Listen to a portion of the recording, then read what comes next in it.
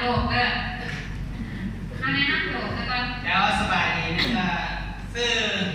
นี่ก็ซื้อต้นเนาะต้นซื้อแท้กับสีสวยใส่ในวงวันนี้ก็สิมาแชร์ประสบการณ์เรื่องนั้นตัวเองเป็นเนาะเป็นหลายโรคอยู่แต่ว่าแชร์ประสบการณ์เฉพาะโรคที่เป็นนักเนาะนี่ใจโลกในอากาศมีประมาณ2-3 โรค2-3เป็นหาโลกแล้ว2-3เป็นหาเลยแต่วันนี้สิมาแชร์ประสบการณ์เกี่ยวกับโรคกระเพาะลำไส้แล้วก็ค่ะที่แรกเนาะอาการของเราก็คือว่ากินข้าวบ่ตรงเวลาบางคนกินข้าวบ่ตรงเวลาแล้วก็เฮ็ดให้อาการมีกรดไหลย้อนเนาะแล้วก็แสบกระเพาะเนาะเวลากินข้าวลงไปมันจะแบบตีขึ้นมาใส่จอกคอแล้วจะมีฮ้อนกรดไหลย้อนขึ้นมาเนาะแต่ว่าเมื่อก่อนเราเป็นต้องกินข้าวบ่ตรงเวลาหมดแล้วก็กินข้าวหลายๆพยายามกินข้าวหลายๆให้มันเจ็บแต่สุดท้ายเจ็บคือเก่าแล้วก็มีฮ้อนขึ้นมาทุกคนแล้วก็เลยว่าเห็นดูแอปกี่วันแต่วันนั้นกินเมื่อก่อนประกาศกินแม่แบบวันนั้นกินก็เลยมากินแกะแคปซูลกิน2 แคปซูลเลยตอนก่อนนอนแล้วก็ตื่นเช้ามาแบบกินข้าวแบบ2 แคปซูลเลยกินเข้าไปในอากาศนี้ประมาณ10 นาทีอากาศ10 ปีเลยนี่ประสบการณ์จากตัวเองกินประมาณ3 มื้อนี้อากาศที่มันยุบมันแสบหรือว่ามันกดไหลย้อนขึ้นมาอีกบ่มีการกินติดต่อกันประมาณ3 กล่อง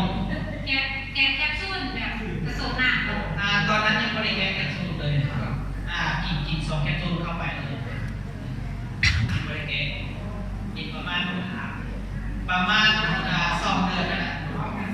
าณ2 เดือนอาการต่างๆที่ผมมีเลยถ้าปัจจุบันที่ผมมีเลยกินมาจากก่อนกิน3 กล่องโรคเดียวแม่แต่ที่เรากินไปนั่นมันหายไป3 กล่องปัจจุบันเนี่ยกินต่อเดือนมันอยู่เพื่อว่าบำรุงร่างกายเขามีอาการที่เคยเป็นเลยมี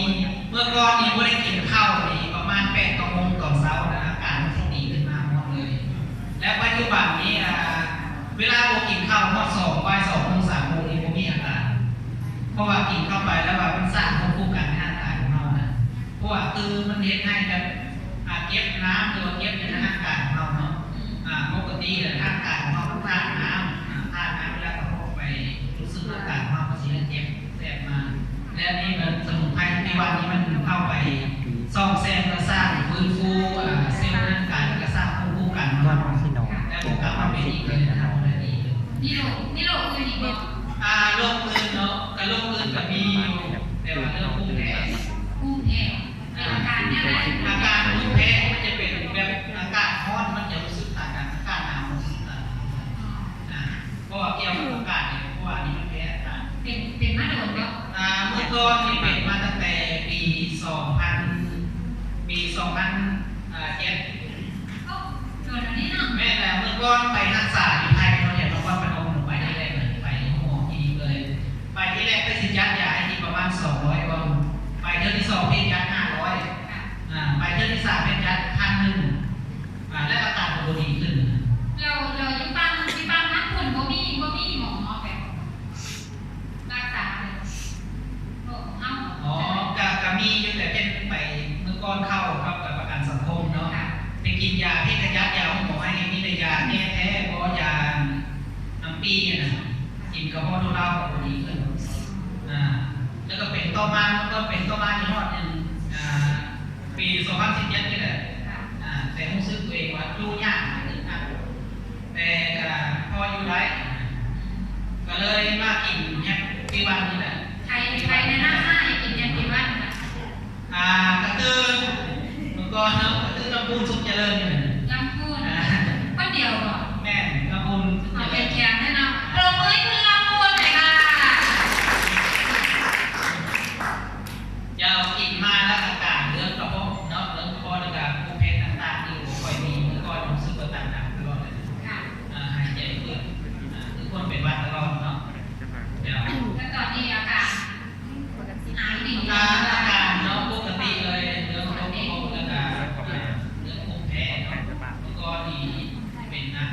อยู่บ่ได้ลดนิดเลยเรื่องกระเพาะก็เป็น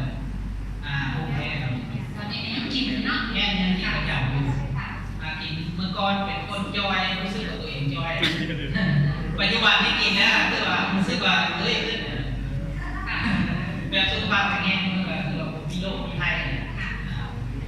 เอาฝากพี่น้องมาจักหน่อยนะ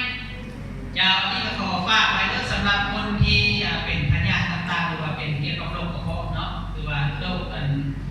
ภูมิแพ้จะเป็นภูมิแพ้นั่นแหละแล้วแต่เนาะกินขอให้กินยาปีวันเนาะกินก็กินต่อเนื่องนั่นแหละโมเมนต์สิกินว่ากล้อง1 2กล้องสิหายเนาะมันขึ้นกับสภาพร่างกายของเราแต่ละคนนะ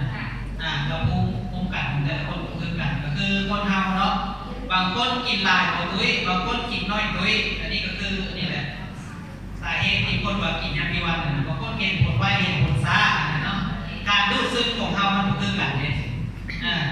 อันนี้ขอฝากไว้เนาะสำหรับคนที่เป็นโรคภูมิแพ้ก็แบบโดยเฉพาะลำไส้กระเพาะคนไหลย้อนนะเจ้านี่ขอขอบใจ